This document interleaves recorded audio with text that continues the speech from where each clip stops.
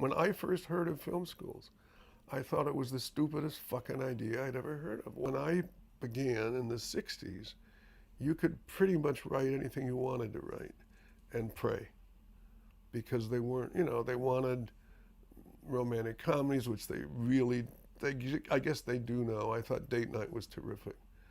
But they don't really, they wanted Westerns. They don't want Westerns anymore.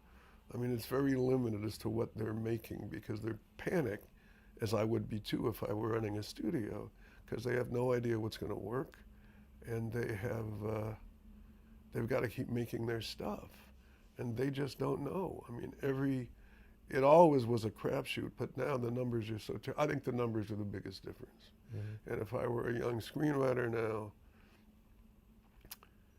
you can only write, this sounds so rabbinical, but you can only write what you give a shit about. And you've got to keep doing that. If, for example, you don't like special effects movies, don't try and write one because it'll suck. And for example, I don't like special effects movies. I mean, I love Jaws, but for the most part, I don't like, all the things coming down from the planet to kill us and all that stuff. And it would be ridiculous for me to try and write one. You've got to try and write something you care about. That sounds really corny, but it's true. When I started, there weren't film schools.